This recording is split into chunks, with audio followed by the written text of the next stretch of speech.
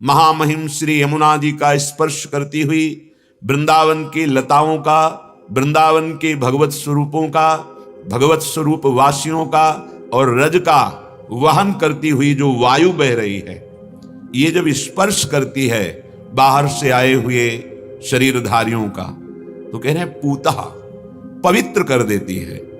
ऐसा पवित्र कर देती है जो अन्य तीर्थों में, अन्य साधनों में वह पवित्रता प्राप्त होना बहुत कठिन है। यह पवित्रता क्या होगी? बिना किसी विशेष साधन के तुम्हारी प्रिया प्रीतम के चरणों में रति प्रकट कर देगी। यहां की वायु जो लताओं का स्पर्श करके वृंदावन की रज के कणों को लेकर, त्रिशरेणु झरोखे से जब सूर्य की किरण आती है उसमें जो उड़ती हुए कण दिखाई देते हैं बहुत छोटे, उसे त्रिशरेणु कहते हैं। ऐसी रजरानी को लेकर जब वायु प्रवाहित होती है, यमुना जी को स्पर्श करके जब वायु प्रवाहित होती है, बिहारिन जू के महल को स्पर्श करके ये जो वायु प्रवाहित होती है, ये पावन कर देती है।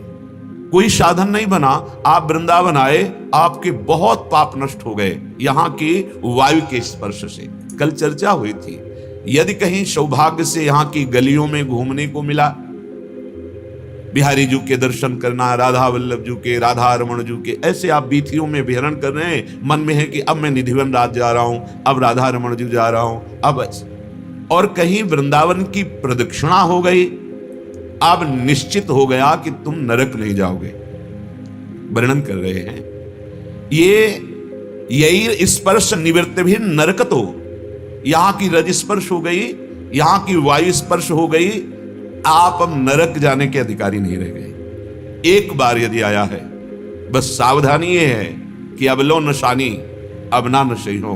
अब तक गलतियां हुई, अब वृंदावन आ गया, सत्संग सुनने को मिला, बिहारी जी के दर्शन हुए, अब नहीं, अब अपने जीवन को बर्बाद नहीं होने देंगे, तो वो कभी नरक नहीं जा सकता। निवृत्ति भी खत्म नरक का खेल। जो वास कर रहे हैं अखंड, उनकी तो बात ही क्या। जो आगंतुक हैं यहां वृंदावन में, कुछ समय के लिए आए हुए हैं, कह रहे देशे प्यहो की कटे, भले मलिन देशों में, मलिन क्षेत्रों में रहकर मलिन आचरण करते रहे हों, पर वो वृंदावन आ गए, एक बार यहाँ की रजरानी में लोटपोट हुए, यहाँ की रजरानी यमुना रसरानी और यहाँ के रसिकों का स्पर्श करके वायु स्पर्श कर रही है, अब वो नरक नहीं जाएगा। तेषामप्यति भुक्ति मुक्ति दमिदम वृंदावनम तन्मम, कह रहे हैं यदि वृंदावन का तुमने भाव से सेवन कर लिया तो तुम्हारी कोई कामना अधूरी नहीं रहेगी। भुक्ति भोग, और अगर कोई कामना नहीं की तो मुक्ति मोक्ष प्राप्त हो जाएगा। अगर मोक्ष की भी कामना नहीं तो प्रिया प्रीतम का प्रेम प्राप्त हो जाएगा। यम यम देशम सरति पवनः शुद्ध सच्चित सुखात्मा, जिस जिस शरीर में ये वायु स्पर्श करती है वो निष्पाप हो जाता है और सच्चिदानंद सुख का अधिकारी बनता है। पर अवलोकनसानी, जैसे आप परम पावन तीर्थ अवगाहन किया, स्नान किया और इसके बाद फिर गंदे में लौट गए, तो क्या तीर्थ अवगाहन का फल हुआ? ऐसे ही आप श्रीधाम आए और अपने आचरण नहीं सुधारे, फिर वही गंदी बातें, तो हाथी स्नान जैसा। ऐसी गलती यदि हमारे जीवन में ना हो तो आने मात्र से, यहां महापुरुषों के वचन भगवान कभी टालते नहीं, भले अपनी बात वो पीछे कर दें लेकिन भक्त की बात आगे रखते हैं।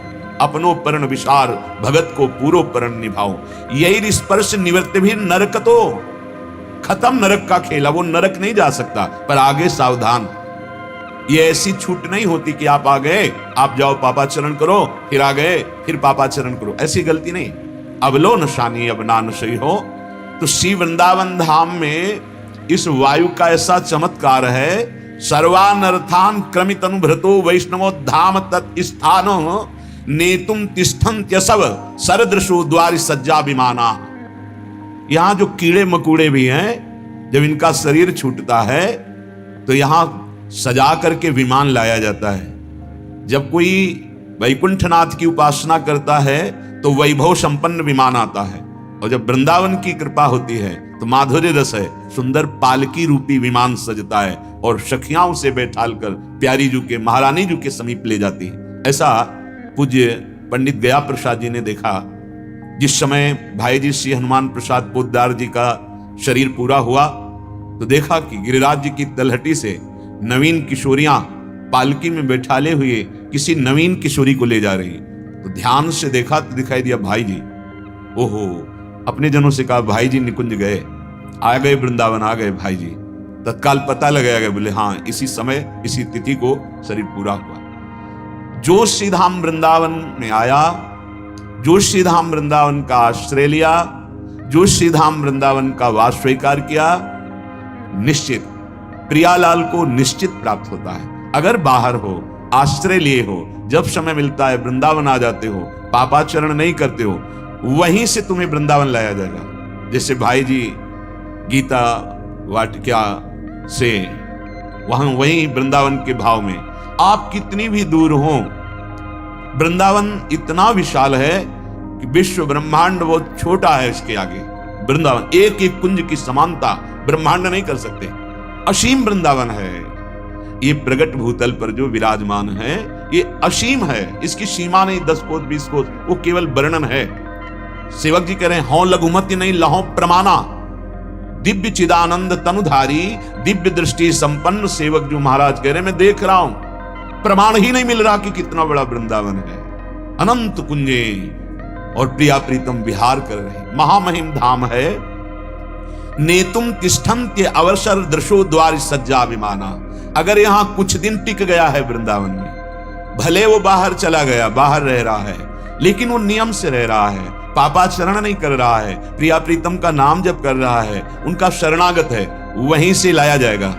विमान पालकी वहीं सज कर जाएगी दिव्य सहचरियों की, और वो लेकर वृंदावन आएगी। हमारी प्यारी जू की असीम करुणामयी वृत्ति जगत उद्धार के लिए गरज रही है।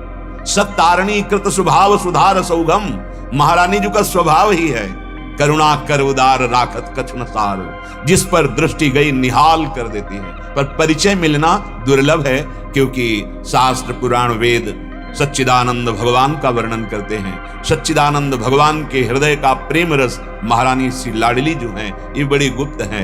आगम निगम अगोचर राधे, जहां आगम निगम पुराण भी नहीं देख पा रहे, वो महामहिम श्रीधाम वृंदावन नवनिभृत निकुंज है। श्रीपाद कह रहे हैं यदि आप वृंदावन आ गए हो तो इसे व्यर्थ मत जाने देना, अर्थात जो तुम गलत काम करते रहे हो अब वो मत करना।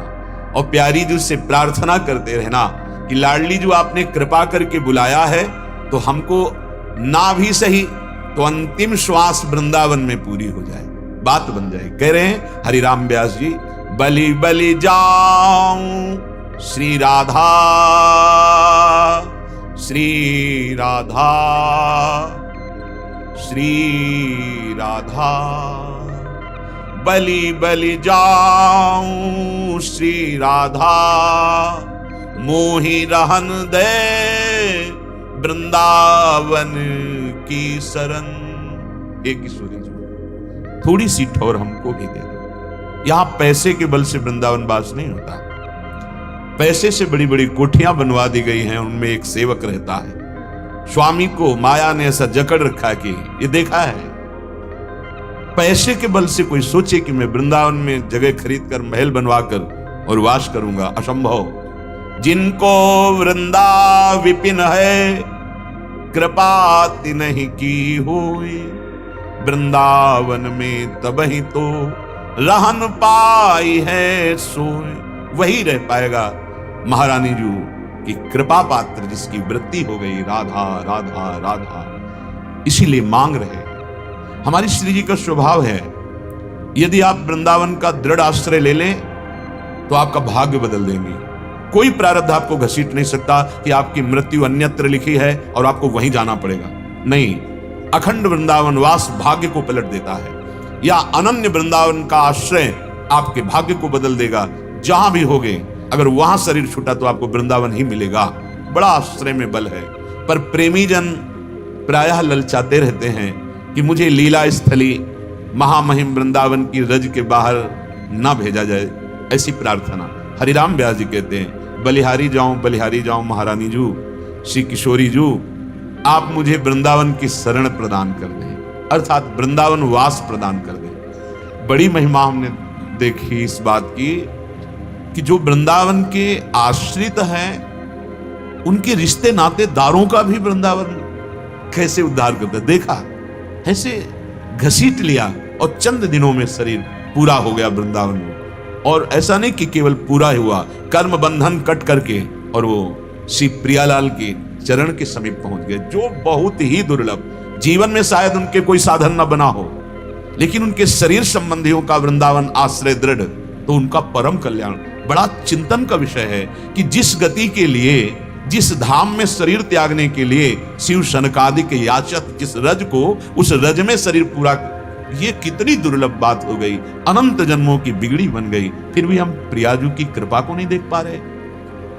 बलि बलि जाऊं राधा, मोहि रहन दे वृंदावन की शरण। जैसे किसी को लगता है कि लौकिक व्यवहार कैसे चल पाएगा, हमारा खान पान व्यवस्था, ये सब। यदि आप अहम में स्थित हैं तो आप परेशान होंगे कहीं भी रहे सृष्टि में। अगर आप भगवद आश्रित हैं तो विश्वास कर लीजिए, ये पूरी सृष्टि की रचना किसी के सहयोग से नहीं हुई, कोई कारीगर नहीं लगा, संकल्प मात्र से अनंत ब्रह्मांडों का सृजन हो गया। वो हमारे स्वामी हैं और हमको अपने शरीर निर्वाह, परिवार के शरीर निर्वाह की चिंता में दुखी होना पड़े, ये केवल अज्ञान है। सच्ची कहते हैं, आप दृढ़ आश्रित होकर के तो देखिए, कोई कर्म बंधन आपको परास्त नहीं कर सकता। मुंह को ठोरना और कहूं अब, सेऊंगो ये चरण, मोहि रहन दे वृंदावन की शरण। आप लोगों को तो सहज में वृंदावन मिल गया, आप जानते भी नहीं थे कैसा वृंदावन, क्या महिमा। बहुत रोना पड़ता है वृंदावन के लिए, बहुत। लाडली जी की असीम कृपा से तब कहीं मन तन ये दोनों वृंदावन वास करते हैं। नहीं, अगर तन वृंदावन में है और मन संसार में घूम रहा है तो अंतिम समय कल्याण हो जाएगा, लेकिन लीला में प्रवेश होना दुर्लभ है। लीला में प्रवेश पाने के लिए समस्त अभिमानों का, संगों का त्याग करके, वृंदावन ऐसे रे मनो चिन्हारो नाय। वृंदावन की रहने का स्वरूप क्या है, किसी से परिचय नहीं। अगर परिचय है प्यारी जू के नाते से है, नहीं हमारा किसी से परिचय नहीं। वृंदावन ऐसे रहे मनो चिन्हारो ना। और दूसरा, वृंदावन ही विधि बसे तज के सब अभिमान, कोई अभिमान नहीं होना। ये परम वैष्णव धाम है, यहां दैन्यता ही रस में प्रवेश पाती है, अहम नहीं। अखिल कोटि ब्रह्मांड नायक परात परीश भगवान श्री कृष्ण चंद्रजू, प्रीति की रीति रंगीलो ही जाने, यद्यपि सकल लोक चूड़ामणि दीन अपन पो माने। ये वो जगह है जहां परब्रह्म परमात्मा तत्व प्रभु भी दैन्यता लिए डोलते हैं। अगर आप जीव हैं, किसी बात का अभिमान करते तो आपके पास क्या है, कितना है। अगर अभिमान है तो वृंदावन का रस मिलना कठिन। पहली बात, हमारा संबंध केवल प्रिया प्रीतम से। मुंह को ठौरना और कहूं, यह जोरी अविचल वृंदावन ना ही नान सुकाज, महापुरुषों में देखा गया है। चाहे जो हो, गृहस्थ हो, विरक्त हो, वनवासी हो, बस आपके अंदर प्रिया प्रीतम की लगन और प्रिया प्रीतम का ही संबंध, जिससे मिले प्रिया प्रीतम के संबंध से। हमारा पूर्व का संबंध गलित हो जाना चाहिए, नवीन संबंध, ये दीक्षा का नया जन्म माना जाए। बस इसी संबंध से हमारा संबंध है, भगवत भाव से संबंध है। दूसरा, किंचन मात्र अभिमान नहीं। अभिमान रहित ही प्रियाजू को प्राप्त होता है। जब तक अभिमान रहता है तब तक शुद्ध भक्ति नहीं आती। अभिमान का लक्षण अपनी मनमानी करने में खुशी होना, अहंकार होता है। अहंकार का लक्षण दूसरों में दोष दर्शन करना, इससे पहचाना जाता है कि हमारे अंदर अहंकार है। जब दूसरों में दोष दिखाई दे और जब अपने को अच्छापन और अपने में मनमानी करने की चेष्टा, यही अहंकार का लक्षण है। जब अपने में दोष दिखाई दे, दूसरों में भगवत भाव दिखाई दे, जो हो रहा है भगवान की इच्छा से। हमारा अधिकार क्या है कि हम किसी के दोष देखें, क्योंकि हमारे हृदय में इतने खुद दोष हैं, उन्हीं को नहीं हटा पा रहे, वो अभिमान रहित होना प्रारंभ हो गया। मुंह को ठौरना और कहूं अब, सेऊंगो ये चरण।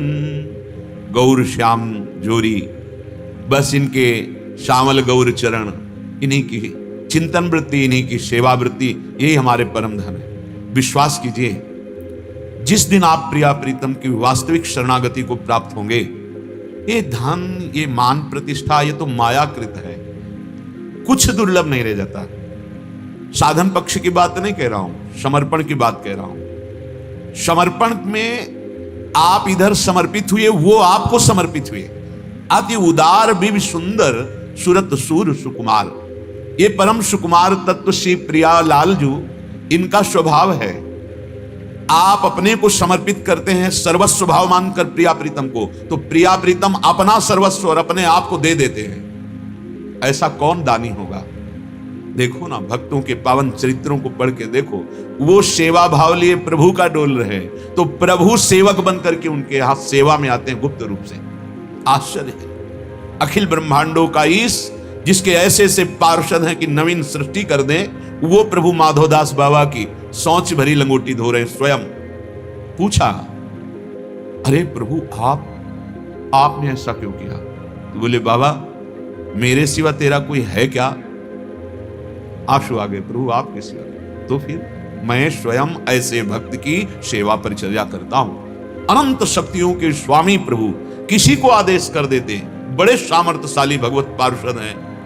भगवान स्वयं जो जगन्नाथ है, अपने हाथ से अपने दास की लंगोटी धो रहे हैं। उमा राम स्वभाव जय जाना, ताई भजन तज भावना। ये केवल प्रवचन नहीं है, ये जीवन की बात कह रहे हैं। कदम कदम पर प्रभु का प्यार बिछा पाया गया है। बस दुख सुख को समान समझकर एक बार निष्ठावान बन जाओ, एक बार समर्पित हो जाओ। मोको ठौर न और कहूं, ये हमारे लोगों के अंदर नहीं आ पाता। हमारी ठौर बनी रहती है, कोई न कोई वस्तु, कोई व्यक्ति, कोई स्थान, कोई पद, कोई न कोई भोग, हमारी ठौर बनी रहती है। इसीलिए हमारे सामने प्रिया प्रीतम पर्दा डाले रहते हैं। नहीं तो उनके सेवक हम हैं, उनके नाम का हम निरंतर जप करने का अभ्यास कर रहे हैं, उनको अपने तन मन वचन समर्पित कर चुके हैं, वो पर्दा डाले रहेंगे? नहीं नहीं, तत्काल पर्दा हटा करके वो दृष्टिगोचर हो जाते हैं। दृष्टिगोचर ही नहीं हो जाते, संभाषण करते हैं। संभाषण ही नहीं, अपने संग रख लेते हैं। छिन छिन बिहरत संग, छिन छिन निरखत प्रेम भरी। ये और ठौर जो हृदय में है, यही हमारी बाधा है। इसी को समेटने के लिए सत्संग है और साधना है। आहा, कितने महासुख का स्फुरण होता है जब ये हमारे अंदर भाव आता है। प्रियाजू ये तो हमारी सखी है, सहचरी, इनके साथ विचरण करने वाली, इनकी सेवा में मगन रहने वाली, बहुत दुलार करती है श्री जी। दुर्लभ क्या रह गया? अनंत ब्रह्मांडों का रचने वाला स्वामी लालन तेरे ही अधीन। कैसे अधीन है? तेरे ही रस बस श्याम सुंदर वर, जाचत हैं ज्यों दीन, लालन तेरे ही अधीन। सुनिरी सखी, हे प्रियाजू सुनो, सुनिरी सखी, हो साच कहत हो, तू जल है ये मीन, लालन तेरे ही अधीन। कितना आनंद का विषय, जिसे वेद नेति नेति कहते हैं, योगी जन परमात्मा कहते हैं, ज्ञानी जन ब्रह्म कहते हैं, भक्त जन भगवान कहते हैं, उनको प्रेमी जन लाडिले लालजू कहते हैं। ये लालजू जिन प्रियाजू के अधीन, ऐसे जैसे जल के बिना मछली नहीं रह सकती। तू जल है ये मीन, लालन तेरे अधीन। वो हमारी प्रिय सखी लाडली जी है। इससे बड़ा कोई पद है? सहचरी हुए तेरी सेवा करे हो, जिनकी रूप माधुरी बड़े बड़े मुनियों को मोहित कर लेती है, वो प्रभु। ऐसे प्रभु को जिनकी रूप माधुरी आसक्त किए हुए, निर्तन भ्रकुटी बदन अंबुज मृदु सरसहास मद बोलन, अति आसक्त लाल अल लंपट, बस कीन्हे बिन मोलन, बन की कुंजन कुंजन बोलन। श्री लालजू महाराज अनुराग के अधीन होते, इनको और कोई अधीन नहीं कर सकता। प्रेम, प्रेमाधीन मनः पूज्यो, भगवान प्रेम के अधीन है। और हमारी लाडली जू उनके हृदय के प्रेम समुद्र का सार रूप है, इसीलिए होए अधीन संग ही संग डूले। और लाडली जू का एक स्वभाव है, वो जिससे स्वीकार कर लेती है, कभी छोड़ती नहीं। इसी स्वभाव से हम जीत गए। हमारी महारानी जू का स्वभाव है, एक बार जिसने स्वीकार कर लिया कि हे लाडली जू, हे श्यामा जू, मैं आपका, हृदय से सच्ची बात, मैं आपका प्यारी जू, अब आपके गोरे चरणारविंद के सिवा हमारा कोई नहीं, मुझे कहीं ठौर नहीं, कोई और नहीं, निहाल हो जाओगे। इसे अपनापन कहते हैं। और ध्रुवदास जी ने कहा है यद्यपि भक्त अनन्य जो विषय इंद्रियन बस होए, कर्मठ कोट जितेंद्रियन ते समलहन। यद्यपि वो अभी विषयी है, त्याग वैराग्य ज्ञान ऐसी कोई चरम अवस्था नहीं, पर उसके मन में एक बात बैठ गई कि लाडली जी के सिवा हमारा कोई नहीं। अंदर से बोले उसकी समानता करने वाला करोड़ों जितेंद्रिय, करोड़ों कर्मकांडी नहीं। क्यों भाई?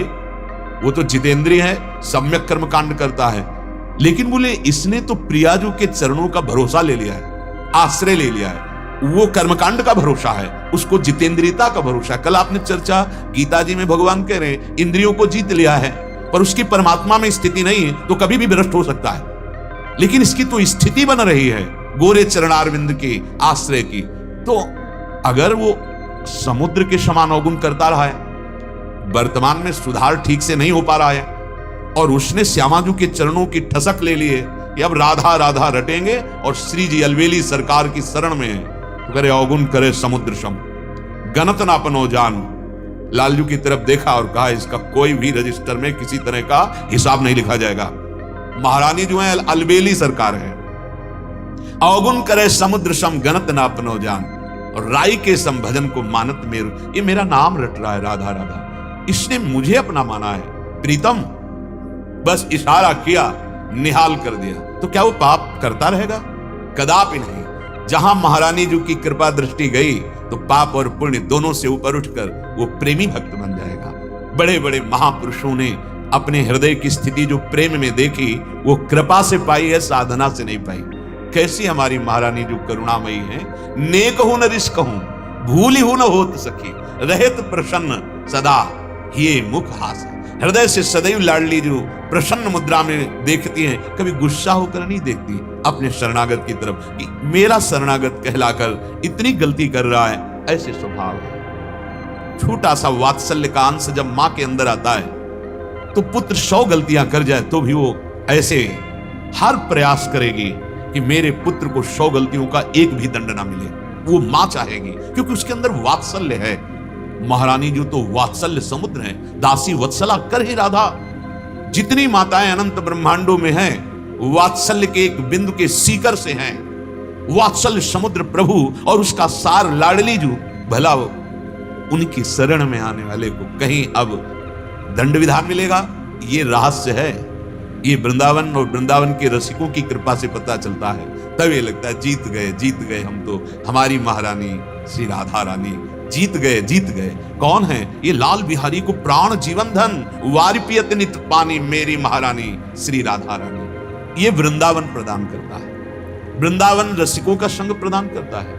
रसिकों के संग से महारानी जी का परिचय मिलता है, राधा नाम का, किशोरी जी के स्वभाव का और किशोरी जी के प्रताप का।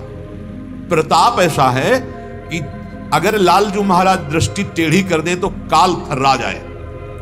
जिनके भय से भयभीत होकर वायु चलती है, जिनके भय से भयभीत होकर सूर्य तपता है, वर्णन है शास्त्रों में। वो प्रभु अगर प्रिया जो नेक हो ना देखें, नेक हो ना बोले, विचित्र गति हो जाए लालजू। रसिक महापुरुषों ने देखा, हा राधा राधिका पुकारत निरख मदन गदिता, बेग चले ही उठी गहर करत कर निकुंज बुलावत दिला।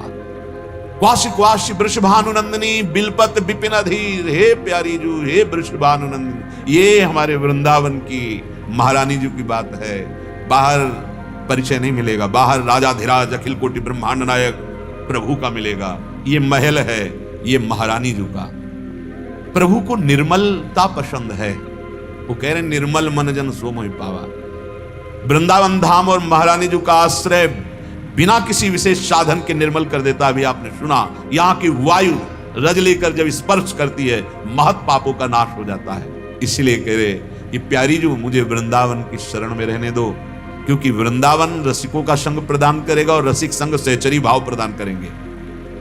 और आप अति उदार सुख देने वाली हैं। आपकी रूप माधुरी जो लाल जी को आकर्षित किए रहती, वो मुझे पान करने को मिलेगी। देखो केली बेली मंदिर में सुनी किंकिनी रव श्रवण, दीजय बेगी व्यास को यह सुख, जहां न जीवन मरण मुहि रहन दे वृंदावन की शरण। न जन्म है न मरण है, दोनों का नाश हो जाए। वृंदावन ऐसा दिव्य तनु प्रदान करेगा जहां न बुढ़ापा है, न भूख है, न प्यास है, न निद्रा है। ये लौकिक किसी भी तरह का कोई प्रभाव, अलौकिक महान सुख, कभी मरना ही नहीं है, कभी बिछुड़ना नहीं है। ऐसी प्यारे जू की प्राप्ति के लिए हमें ये मानो दे मिला है। अब हमारा चिंतन बदलना चाहिए। चिंतन के बिना भगवत प्राप्ति असंभव लगती है। श्री भगवान अर्जुन जी को कह रहे हैं, यदि आप मेरे परायण नहीं होंगे तो आपका चिंतन विषयों का होगा। बहुत गंभीर बात है, ध्यान देने का प्रसंग है। यदि आप सुनेंगे तो निहाल हो जाएंगे। मनन करके धारण कीजिए। ध्यायतो विषयान पुंसः संगस्तेषु उपजायते संगात् संजायते कामः कामात् क्रोधोऽभिजायते क्रोधात् भवति सम्मोहः सम्मोहात् स्मृति विभ्रमः स्मृतिभ्रंशात् बुद्धिनाशो बुद्धिनाशात् प्रणश्यति सर्वनाश प्रणश्यति सर्वनाश। क्या? ध्यायतो विषयान पुंसः, विषयों का चिंतन करने वाला उपासक उन विषयों में आसक्ति हो जाती है। ध्यान दे, आसक्ति पैदा होते ही प्रबल कामना उन विषय की भोग की बनती है। कामना में बाधा लगती है तो क्रोध, और अगर कामना की पूर्ति हो गई तो लोभ। पूर्ति में भी महान हानि और बाधा पड़ने पर भी महान हानि। क्रोध होने में सम्मूढ़ता आ जाती है, सम्मोह। क्या करना है, क्या नहीं करना, क्या बोलना है, क्या नहीं बोलना, तमोगुण छा जाता है। सम्मोह हो जाने से स्मृति भ्रष्ट हो जाती है। मैं कौन हूं, मुझे क्या करना चाहिए। स्मृति भ्रष्ट होते ही बुद्धि नष्ट हो जाती, और बुद्धि नष्ट हुई कि सर्वनाश का खेल शुरू हो जाता है, महापतन। ध्यायतो विषयान पुंसा संगस्तेषु उपजायते। कल जो चर्चा हुई थी, ध्यान दीजिए, वो प्रगट में ऐसा संग ना करे। यहां तक अपनी पुत्री, अपनी बहन, अपने पूज्य संबंधों में बहुत समय तक एकांत ना सेवन करे। अगर अकेला एकांत सेवन करेगा तो कल चर्चा में था, बलवान इंद्रिय ग्रामो विद्वान समपि कर्षति। चाहे जितना कोई विद्वान हो, इंद्रियां बलात् प्रमथन स्वभाव वाली उसे गलती करवा ही देंगी। पहले प्रगट के सानिध्य को सुरक्षित बनावे। अर्थात हम अब भगवत मार्ग में चलना प्रारंभ किए तो प्रगट का कुसंग पहले त्यागे, बहुत सावधानी पूर्वक, जो कल चर्चा हुई थी। अब भगवान अंदर के कुसंग त्याग की बात कर रहे हैं। दोनों कुसंग त्याग किए जाते हैं, वृत्ति का कुसंग और व्यक्ति का कुसंग। जिसकी बातों से हमारे अंदर भजन रुक जाए, गंदी बातों का हमारे अंदर चाव भाव प्रकट होने लगे, जिस दृश्य को देखने से, जिस भोजन को पाने से हमारा भाव बिगड़ जाए, ये सब बाहरी कुसंग है।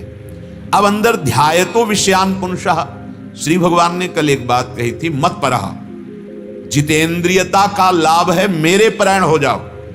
मेरा नाम जप, मेरा चिंतन, मेरी लीला कथा का गायन, और जो कर रहे हो मेरे को समर्पित, तो तुम जीवन मुक्त हो जाओगे। जब उपासक ये लक्ष्य बना लेता है कि इसी जन्म में मुझे जन्म मरण से मुक्त होना है, और मेरे में सामर्थ्य नहीं कि मैं जन्म मरण से मुक्त हो जाऊं, तो अब मैं आश्रय लेता हूं श्री भगवान का, गुरुदेव का, और उनके परायण होता हूं। उसे कहता मत परहा, भगवान के मेरे परायण। भगवत परायण का मतलब क्या? हृदय से भगवान का सहारा, आश्रय, भरोसा, समर्पण और भगवान का चिंतन। कल प्रश्न जैसे किसी उपासक ने किया था कि श्री कृष्ण में और श्री कृष्ण नाम में अभेद है, हम कैसे समझें? जब आप बहुत काल तक निरंतर नाम ध्यान पूर्वक जपेंगे और निष्कामता, तो उसी नाम में आपको श्री कृष्ण दिखाई देने लगे, पक्का। उसी राधा नाम में युगल सरकार दिखाई देने लगे। अब आपके अंदर प्रश्न ही नहीं रह जाएगा कि कृष्ण नाम या राधा नाम, कृष्ण रूप या राधा रूप अभेद कैसे है, वो आपको दर्शन में आएगा।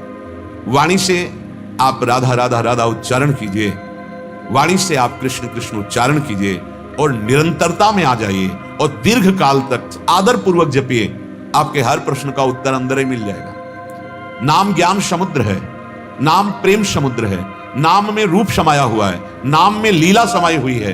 जो चाहोगे वो नाम प्रकाशित कर देगा, विश्वास कर लो। भगवत परायण का तात्पर्य है भगवत आश्रित होकर हमारी हर वृत्तियां प्रभु में लगे। श्रवणेन्द्रीय चर्चा प्रभु की सुने, वाकेंद्रीय प्रभु का नाम कीर्तन नाम जप करे, नेत्रेंद्रीय सब में भगवत भावना करे, हमारी कर्मेंद्रियां कर्म करके प्रभु को समर्पित करे। जब उपासक भगवत चिंतन परायण नहीं होता तो जबरदस्ती विषय चिंतन बनेगा। बस यहां ये देखना है। कल चर्चा में कहा था जहां विषय चिंतन होने लगे राधा राधा राधा बिल्कुल शुरू कर दो, पर उस समय नाम छूट जाएगा, क्योंकि इंद्रियां विषय स्वाद में लग गई, मन इंद्रियों का गुलाम हो चुका है और मन ने बुद्धि को अधीन कर लिया, तो भजन कौन करे? क्योंकि स्वा उसी अंतःकरण में तन्मय हो गया। बाद में ध्यान आता, अरे गलती हो गई, ये कैसे हो गया? ये तब हो गया जब आपका चिंतन छूट गया, भजन छूट गया। नाम ना छूटे तो कोई भी कर्म बंधन आपको बांध नहीं सकता। विषयान ग्रहणन तो मुंचन हुआ। नाम पहले छुटाता है, मन ध्यान देना, पहले वो विषय चिंतन कराता है, संकल्प बनाता है। इतनी देर आपने देर क्यों दिया उसे? इतना समय क्यों दिया? बड़े बड़ों से चूक हो जाती है। बहुत सावधानी का विषय वर्णन कर रहे हैं उपासक के लिए। एक तरफ प्रभु है, एक तरफ माया संसार है। आप प्रभु की तरफ बढ़ना चाहते हैं, संसार आपको घसीटेगा, प्रभु की तरफ नहीं जाने देगा। सुख सुविधाएं देकर या दुख दुविधा देकर, सुख सुविधा देकर रोकेगा या दुख दुविधा देकर रोकेगा। जब परमात्मा का आश्रय तुम लिए हो प्रभु का, तो तुम्हारा चिंतन प्रभुमय होना चाहिए, नाम नहीं छूटना चाहिए। आपने जो ही आपके सामने सुख सुविधा या दुख दुविधा आई, वो प्रभु को छोड़ दिया, चिंतन बिगड़ गया। चिंतन बिगड़ना ही सर्वनाश मानना चाहिए। कहा हनुमंत विपति प्रभु सोई, जब तब सुमीरन भजन न होई। हानि हरिवंश के नाम अंतर परे, लाभ हरिवंश उच्चरत बानी। बड़ी हानि हो गई यदि नाम छूट गया। नाम चल रहा है तो बड़ा लाभ है, आगे हिसाब किताब देख लेना, आपको क्या मिलता है, निहाल हो जाओगे। वर्तमान की दुख परिस्थिति को देखकर घबराओ मत, वर्तमान की सुख परिस्थिति देखकर फूलो मत। नाम को बराबर पकड़े रहो, देखते हैं कौन हमें परास्त कर सकता है। लेकिन ऐसा नहीं होता, नाम छूट जाता है। जहां नाम छूटा, संसार के भोगों का चिंतन प्रारंभ, घटना परिस्थिति का चिंतन प्रारंभ। अब जहां संसार का चिंतन हुआ तो तत्काल मन स्वतंत्र संकल्प बना दिया। आसक्ति राग प्रियता पैदा कर दी उस भोग के प्रति। आसक्ति पैदा करते ही अब विषय सेवन किए बिना रुक नहीं सकता। विषय सेवन के बाद उससे ऐसा हो जाएगा जैसे कोई स्वप्न से जागा हो। अरे ये कैसे हो गया, ये हम तो चाहते नहीं थे, कैसे हो गया? ये ऐसे हो गया कि आपने नाम छोड़ दिया और उसका चिंतन करने का समय दे दिया। ध्यायतो विषयान पुंसा संगस्तेषूप जायते। जो ही विषय चिंतन की छूट दे दी, उसी समय मन ने संकल्प करके आसक्ति पैदा कर दी। आसक्ति होने से सुख बुद्धि प्रबल हुई और क्रिया बन गई। अब एक और सावधानी की बात करें। मानो क्रिया नहीं बन पाई, जिनकी बहुत चतुर सावधान साधक हैं, पर मानसिक भगवत विस्मरण हो गया और आपका चिंतन बन गया, तो शारीरिक क्रिया ना होने पर भी जो उसका परिणाम आना चाहिए वो आ जाएगा। क्या?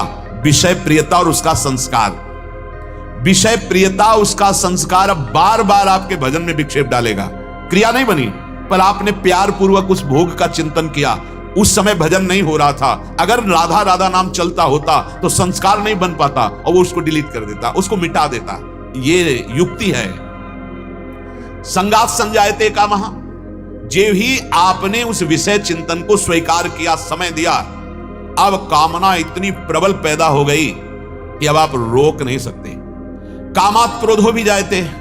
यदि उस कामना की पूर्ति में बाधा पड़ा तो भयंकर क्रोध पैदा हो जाएगा, अपने को नष्ट करने के लिए, सामने वाले को नष्ट करने के लिए। यही हो रहा है।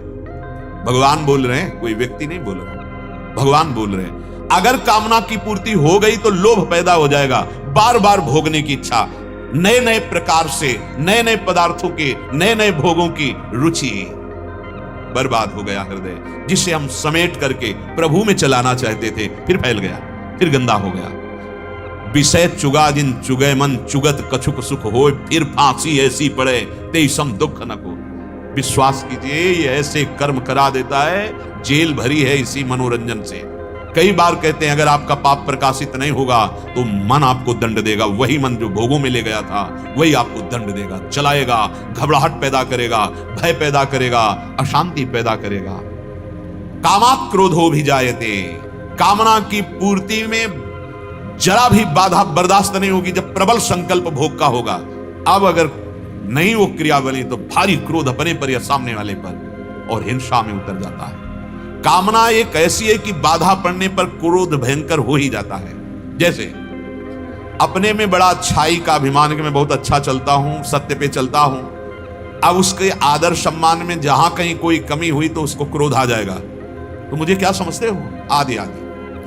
ये रजोगुणी ऐसी वृत्ति कामना है कि जरा सी बात में ठेस पहुंचे उसकी मान्यता में भयंकर क्रोध आ जाएगा। जैसे किसी को अभिमान है कि मैं बड़े नीति से चलता हूं, अब उसके साथ जरा सा भी विपरीत हुआ वो क्रोध कर बैठेगा। जिसको यह है कि मैं माननीय पुरुष हूं, महत्वाकांक्षी, जरा सा कहीं अपमान की संभावना हुई वो क्रोधित हो जाएगा। मान में ठेस, सत्कार में ठेस वो स्वीकार नहीं कर पाएगा। नाक में गुस्सा भरी रहती है सकामी पुरुष की, नाक में गुस्सा, जरा सा अगर कहीं भीड़ में छू जाए वो आग बबूला, जरा सा कुछ प्रतिकूल हो जाए, क्या स्थिति हृदय की। क्रोधात् भवति सम्मोहा, जहां क्रोध आया तो मूढ़ता छा जाती है, बिल्कुल पागल आदमी समझ। अब उसको यह समझ में नहीं आता है कि मुझे क्या करना चाहिए। सम्मोह, मूढ़ता, चारों में मूढ़ता होती है। काम में अगर काम छा गया अपने रूप में तो इतना पागलपन सवार हो जाएगा कि क्या करना चाहिए क्या नहीं करना चाहिए, खत्म। काम में इतना अंधकार छा जाता है। कोआ मदांधो, भगवान शंकराचार्य जी से पूछा गया कि अंधों में भी सबसे बड़ा अंधा किसे माना जाएगा? उनका मदना तुरुवा, जिसको काम अपने अधीन कर लिया वो अंधा हो गया, वो नहीं देख पाएगा अनुजा तनुजा, पवित्रता, पूज्यता, कुछ नहीं देख पाएगा। वो काम के वशीभूत होकर ऐसे कार्य कर बैठेगा जो नहीं करना चाहिए। काम में भी मूढ़ता है और क्रोध में भी मूढ़ता है। जो अपने क्रोध को नहीं संभाल पाया वो पूज्य जनों का अपमान कर देगा, प्रिय जनों का अपमान कर देगा, ऐसी बातें बोल देगा जो उसको कभी चैन नहीं लेने देंगी, ऐसी क्रिया, ऐसी हिंसा कर बैठेगा, जीवन बर्बाद करवा देगा। ये क्रोध ही तो है। तीसरा लोभ, इसमें भी मूढ़ता पैदा होती है। यदि लोभ जग गया धन का, भोगों का, मान का, किसी का, अब उसको ऐसी पागलपन मूढ़ता छा जाती है, ऐसे धन ले आ दो, ऐसे करके हम ये वस्तु अपहरण कर लें। ये भगवान वर्णन कर रहे हैं। अगर लोभ बढ़ गया तो इसमें भी मूढ़ता छा जाती है। लोग सोचते हैं छोटे मार्ग से बड़ा धन पैदा करना, कैसे मिलेगा? बोले असत कार्यों के द्वारा। अब असत कार्यों से प्राप्त धन से कभी तुम्हें शांति, कभी सुख, कभी विश्राम प्राप्त हो सकता है? नहीं। ममता, जब शरीर में ममता, परिवार में ममता, तो उसके हृदय में रहता मेरा परिवार सुखी हो जाए, इसके लिए कुछ भी करना पड़े। ये चारों मूढ़ता पैदा कर देते, पागलपन कर देते हैं, बिल्कुल बुद्धि निर्णय नहीं करती। और प्रायः अगर भगवत भजन नहीं है, सत्संग नहीं सुन रहे, भगवत मार्ग नहीं, तो इन चारों का विशेष राज्य है। काम, क्रोध, लोभ, ममता, यही तांडव मचाए हुए हृदय में अशांति, दुख, चिंता, भय, शोक। सम्मोहात् स्मृति विभ्रमा, इन चारों में से कोई एक बढ़ गया तो अपना प्रभाव दिखा देगा, स्मृति नष्ट हो जाएगी। क्या स्मृति? मुझे मानव देह क्यों मिली है, मेरा कर्तव्य क्या है, मेरा धर्म क्या है, इस समय मुझे क्या करना चाहिए, बिल्कुल नहीं निर्णय रहता। मूढ़ता छा जाने से स्मृति नष्ट हो जाती है। केवल आपके साथ नाम होना चाहिए, वो सही गाइड करने वाला है, वो सही अंगरक्षक है, वो सही बुद्धि को दिशा देने वाला है। जैसे अंधकार में हम कुछ का कुछ समझ लेते हैं, प्रकाश हो तो सही वस्तु दिखाई देगी। ये देव कृपा करी बुद्धि प्रकाश, ये नाम आपकी बुद्धि में प्रकाश देगा, फिर आपको खुद समझ में आएगा कहां सुख है। पर नाम छूट जाता है, नाम नहीं जब होता तो हमारे अंदर फिर ये काम, क्रोध आदि अंधकार अपना प्रभाव दिखा रहे हैं। श्री भगवान कह रहे हैं राग द्वेष वियुक्तैस्तु विषयानिंद्रियैश्चरन् आत्मवश्यैर्विधेयात्मा प्रसादमधिगच्छति प्रसादे सर्व दुःखानां हानिरस्योपजायते प्रसन्न चेतसो ह्रासो बुद्धि पर्यवतिष्ठते। अब जब उपासक अपने अंतःकरण को वश में कर लेता है, अंतःकरण में 4 वृत्तियां हैं। बुद्धि निश्चय करती है, मन संकल्प विकल्प करता है, चित्त चिंतन करता है, अहंकार कर्ता भोक्ता स्वीकार करता है। चारों में जो सावधान है, क्या सावधान? जहां भोगासक्त इंद्रियां मन को लुभायमान करती, सामने पेश करती भोग, अपने अपने विषय को, शब्द स्पर्श रूप रस गंध। अगर मन खाली है, नाम जप नहीं चल रहा, तो इंद्रियां तत्काल, कहने में देर लगी, तत्काल वो मन को अधीन हो। मन तत्काल बुद्धि को निर्णय करने का अवसर नहीं देगा, उसको अधीन कर लेगा। और यहां भगवान कह रहे हैं, जो साधक अपने अंतःकरण को अपने वशीभूत कर लेता है, निश्चय यह है कि भोगों में सुख नहीं है। बड़े बड़े महापुरुषों के अनुभव देखने चाहिए। पुररवा नाम के सम्राट हुए हैं, इतने पुण्यात्मा थे कि उनको पत्नी रूप में उर्वशी जी मिली, बहुत ही अप्सराओं में सर्वश्रेष्ठ हैं। जिस समय कामदेव बद्री विशाल भगवान बद्रीवन विहारी नर नारायण तपस्या में लगे थे, तो उनके तप को भंग करने के लिए वो बहुत सी अप्सरा, बसंत ऋतु, मलय मारुत, गंधर्वादि के साथ कामदेव वहां पहुंचे। तत्काल ऋतु परिवर्तन, बसंत ऋतु, बड़ी शोभायमान, मन को लुभायमान, शीतल मंद सुगंध चलने लगी वायु। गंधर्वगण मधुर ध्वनि से संगीत, अप्सराएं गान कर रही, नृत्य कर रही, आकर्षण कर रही। जहां भगवान नर नारायण तप परायण, सारा का सारा प्रयास निष्फल। अब तो भयभीत हो गए कि कहीं सांप न दे दे, इसलिए सब चरणों में प्रणति हुई। तब आंख खोला और भगवान नारायण ने कहा, तुम्हारा स्वागत करना चाहिए काम, तुम यहां आए हो, इतना प्रयास किया, तो अपनी जंघा में ऐसे लिखित चित्र बनाया। जे भी बनाया तो मूर्तिमान उर्वशी जी प्रकट हो गए, भगवान नारायण की जंघा। देखते ही काम, अप्सरा, गंधर्व सब मोहित हो गए। तब कहा कि तुम्हारे पास ऐसा है ही नहीं कुछ वैभव जो मुझे मोहित कर सको। जाओ इस अप्सरा को ले जाओ और देवराजेंद्र से कहना तुम्हारे स्वर्ग की शोभा बढ़ाने वाली देवी है। उस उर्वशी के शरीर से ऐसी सौरभ आती थी, मुख से हविष्यान्न की गंध आती थी। देवी है, भगवान नारायण की जंघा से प्रकट हुई। पुररवा जी ने पत्नी रूप में स्वीकार। अंततो गत्वा, भागवत में वर्णन है, पुररवा जी ने अपने को धिक्कार शब्द से धिक्कारा कि मुझे धिक्कार है, मैं अपने को सम्राट समझता था, शूरवीर योद्धा समझता था, मारा गया, इस काम ने मेरे कुछ सुख नहीं मिला। उर्वशी जी से आप विचार करके देखो। महाराज ययाति अपनी यौवन अवस्था, अपने पुत्र की यौवन अवस्था, दैत्यराज वृषपर्वा की पुत्री शर्मिष्ठा, भगवान शुक्राचार्य की पुत्री देवयानी, परिणाम लिखा, कुछ सुख नहीं मिला।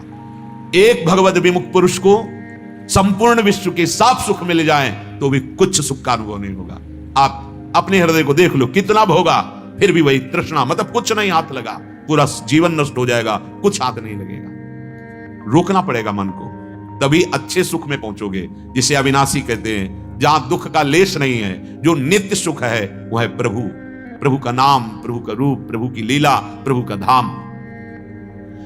साधक जब अंतःकरण को वश में करता है तो पहला बुद्धि का निश्चय होता है कि जगत में जिस सुख की हम खोज कर रहे हैं वो है नहीं, बस जीवन यापन करने के लिए धर्मयुक्त विषय सेवन करना है और मुझे परमात्मा प्राप्ति करनी है। देख लो, जो नहीं माने, कितने ऐसे नवयुवक आते हैं, प्रश्न करते हैं कि मैं डिप्रेशन में हूं, उठना बैठना मुश्किल हो गया है, बहुत सी परेशानियां व्यक्त करते हैं और आखिरी शब्द लिखते हैं कि अब इच्छा होती शरीर छोड़ दूं, पर आपका जब से प्रवचन सुना तो जीने की आशा हो गई। क्या कर दिया इस मन ने, क्या कर दिया?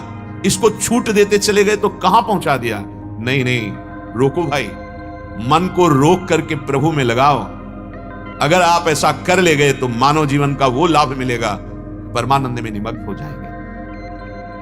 उपासक राग द्वेष वियुक्त ही है, हर इंद्रिय में राग द्वेष। देखो, हमारा मन इन दो तारों पे भागता है संसार में। जो हमें प्रिय हुआ, जो अनुकूल हुआ, अच्छा लगा, उसको राग कहते हैं। जो अप्रिय है, प्रतिकूल है, बुरा लगा, उसे द्वेष कहते हैं। ये दोनों में भागता रहता है। चुप होके देखो इस मन को, ये कभी राग में होगा या द्वेष में होगा। किसी वस्तु, व्यक्ति, स्थान, घटना, परिस्थिति, दो में ही होता है। उपासक क्या करता है? दोनों से विचरण में अपने आप को बचाता है। जहां अनुकूल परिस्थिति में जाता है वहां प्रभु देखता है, वस्तु, व्यक्ति, स्थान। प्रतिकूल में जाता है वहां प्रभु देखता है। बच जाओगे, बच जाओगे। ये देखना अभ्यास से पुष्ट हो जाता है। शुरू तो करो। आप क्रियाएं देख रहे हो, ये क्रियाएं मायाकृत है। इन क्रियाओं का जो कारण है वो सबके हृदय में विराजमान परम तत्व सामर्थ्यशाली प्रभु है। उस पर तुम्हारी दृष्टि जाने लगे तो राग द्वेष से बच जाओगे। बार बार कह रहे, प्राय ऐसा नहीं होता।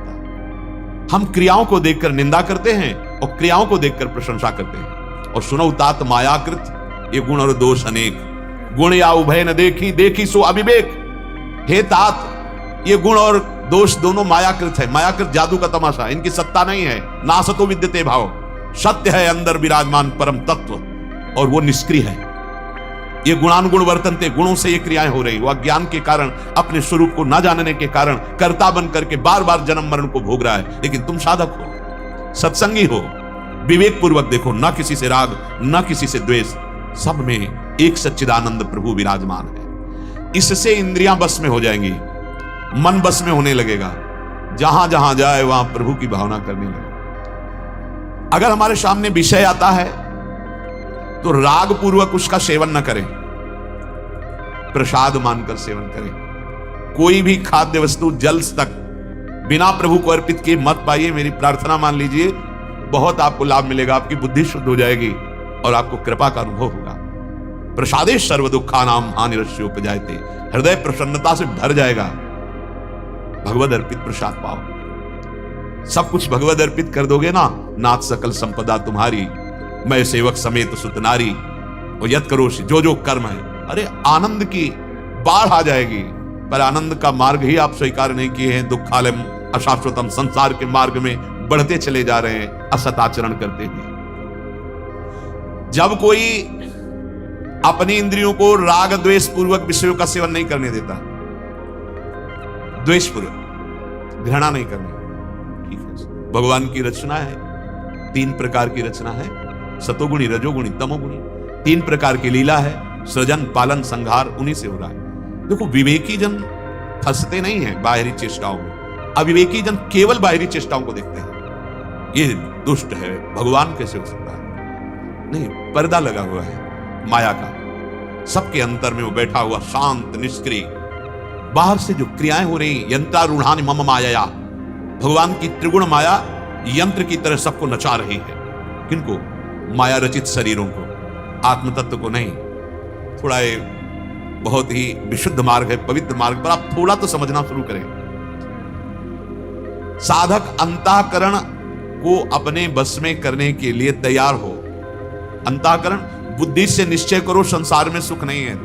जो भोग रहे हैं वो देख रहे हैं, पर मलिन होने के कारण दूसरा रास्ता सुख का नहीं दिखाई देता, तो फिर उसी में गिरते हैं। अगर सुख का रास्ता थोड़ा चल दो प्रभु की तरफ, तो आपको भी अनुभव में आने लगेगा। जैसे जैसे भजन बढ़ेगा, असलियत दिखाई देने लगेगी संसार की। मन से निश्चय करो, ऐ मन, जहां जहां तू भोगों में जब जब गया तब तब अशांति ही मिली है। भोग के बाद किसी को शांति नहीं मिलती। वो तत्क्षण जो शांति जैसा लगता है, वो कामना निवृत्ति के कारण होती है। हमने कामना की कि ये मिले और मिला, तो वो कामना थोड़ी देर के लिए शांत हुई, तो मेरे हृदय में एक शीतलता, एक विश्राम सा, वो कामना त्याग का है, भोग का नहीं है। फिर थोड़ी देर में कामना जागृत हो जाएगी, फिर अशांति पैदा हो जाएगी। मन को कामना संकल्प से बचाए कि कभी सुख भोगते भोगते तुझे सुख मिला, नहीं मिला। सुख मिलेगा गोरे सांवले चरणारविंद मान लो। जब तक इनके चरणों का आश्रय लेकर भजन नहीं करोगे, कभी सुख नहीं मिलेगा। पूरा जीवन व्यतीत हुआ जा रहा है, बढ़ते चले जा रहे हो ऐसे अंधेरे की तरफ कि जन्म जन्म कभी प्रकाश नहीं दिखाई देगा। चित्त को चिंतन से रोको। ये जो विषयों का चिंतन करता है, इसी से प्रभु का चिंतन करवाओ, नाम का चिंतन करवाओ, और अहंकार को रोको कर्ता भोक्ता भाव से। इसे प्रभु के चरणों में समर्पित करो, अंतःकरण वश में हो जाएगा। हर एक साधक को अंतःकरण वश में करना अत्यंत आवश्यक है। अगर व्यवहार करते समय, भोग भोगते समय अंतःकरण राग द्वेष से युक्त है तो बात बनेगी नहीं। आप भोजन पा रहे हो, भोजन का स्वाद मत लो, प्रसाद समझकर पाओ। रसेंद्री कह रही खीर बहुत बढ़िया, हाँ प्रिया जो ने पाया है ना, हाँ ये पदार्थ, हाँ प्रभु का उच्छिष्टामृत है ना, बार बार काटो उस बात को, प्रभु का प्रसाद है ये। वस्त्र प्रभु को अर्पित करके, कर्म प्रभु को अर्पित करके, जीवन प्रभु को अर्पित कर, अभी जीवन मुक्तता की तरफ बढ़ने लगोगे। पर हमें क्या होता है, जो अच्छा लगता है उससे राग पूर्वक भोगते हैं, चाहे जिस इंद्रिय का विषय हो, और जो हमारे प्रतिकूल होता है उसे द्वेष पूर्वक त्याग करते हैं। साधक द्वेष पूर्वक नहीं त्यागता, शास्त्र के आज्ञा के अनुसार त्यागता है। ये नहीं तो उसको द्वेष नहीं है, वो अपने कर्तव्य का पालन करता है, शास्त्र विरुद्ध आचरण वो आज्ञा पालन करने के लिए त्याग करता है, द्वेष पूर्वक नहीं। और अपने जीवन निर्वाह के लिए प्रसाद रूप सेवन करता है, राग पूर्वक नहीं। प्रभु साधक को सावधान कर रहे हैं कि प्रत्येक इंद्रिय के विषय में राग द्वेष छुपे हुए हैं, और राग द्वेष दोनों खोइए और खोजिए पद निर्वाण, तब मोक्ष पदवी या भगवत प्रेम प्राप्त होता है। किसी व्यक्ति वस्तु स्थान से न राग है न द्वेष है, हर अंतःकरण राग द्वेष में ही विचरण कर रहा है। देख लीजिए, जो अंतःकरण उपासना से पवित्र हो रहा है वो राग द्वेष रहित होता है। घोर पापी नीच आचरण वाला सामने आता है, वैसे ही आदर आइए आइए मेरे प्रभु पधारे, बैठे। वो कड़ुए वचन बोल रहा है, वो उच्छृंखल वार्ता कर रहा है, प्रणाम प्रभु, धन्य है आप हमें दर्शन दिया। क्या बिगाड़ दिया, क्या वो हमारे अंदर द्वेष पैदा कर पाएगा? अरे ये तो दुष्ट है, ये तो नीच है, ये तो उत्तम है, ये तो अच्छा है। राग हो गया, द्वेष हो गया। आप उसको जान नहीं पाए जिसकी खोज कर रहे हैं। खोज किसकी कर रहे हैं? सबके हृदय में विराजमान असत्य विकारी परमात्मा की। उसी से परमानंद की प्राप्ति होगी, वही विराजमान, बिल्कुल संशय मत करो। विषयांचरण, जिसका अंतःकरण अपने वश में नहीं है, इंद्रियां राग द्वेष पूर्वक अंतःकरण को घसीट देती हैं विषयों में।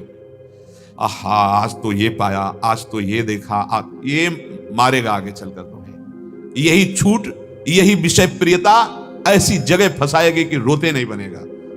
हृदय की बात कहते हैं। शास्त्र की आज्ञा का उल्लंघन करने वाला पछतावा अशांति के सिवा कुछ नहीं प्राप्त कर पाएगा। अक्षरशः शास्त्र आज्ञा का पालन होना चाहिए। ये बात विषयी पुरुष के समझ में नहीं आएगी, क्योंकि उसने अपना जीवन विषयानंद मान रखा है।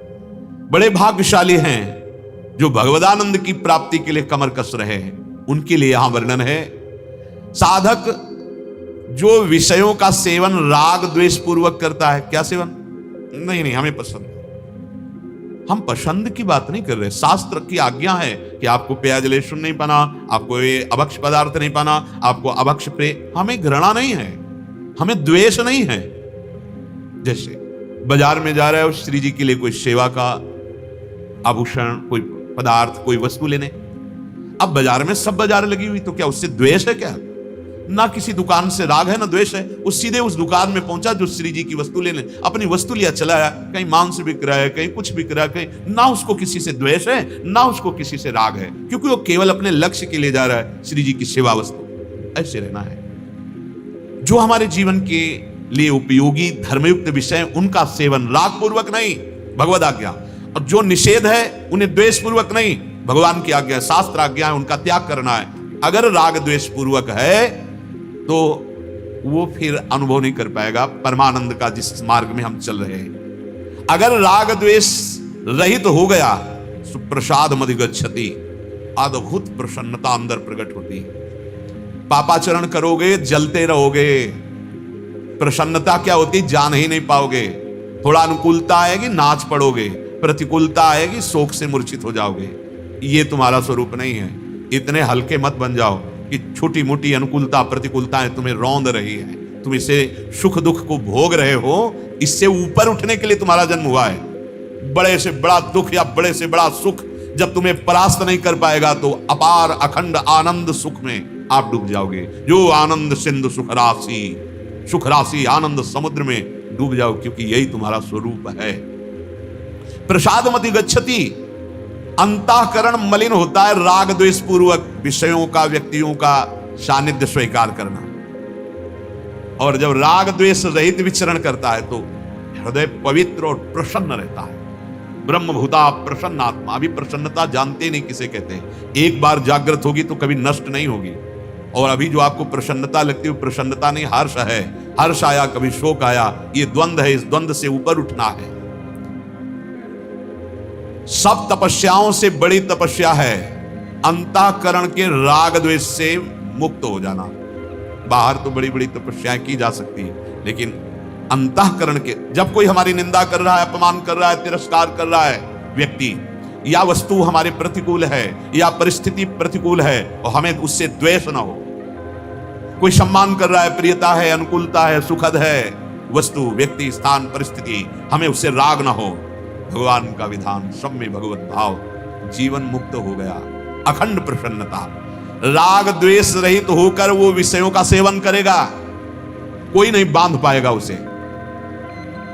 क्यों नहीं बांध? क्योंकि अब राग द्वेष नहीं। जैसे दुर्वासा जी को समस्त गोपियों ने खूब पकवान पवाए, और कहा यमुना जी से जाके कह देना दुर्वासा जी ने कि दुर्वासा ने अपनी जिह्वा में जीवन में कभी दूब के रस के सिवा कुछ नहीं रखा हो तो मार्ग दे दें। उनको लगा कि बाबा जी को तो अभी ढेर सारे पकवान पवाए और कैसे झूठे बोल रहे हैं। जब भगवान यमुना जी के पास गई तो रास्ता दे दिया और भगवान से पूछा, तो यही भगवान ने बात कहा कि ये महापुरुष कर्ता और भोक्ता भाव से रहित है, ये राग द्वेष से रहित है, ये इच्छा रहित महापुरुष है।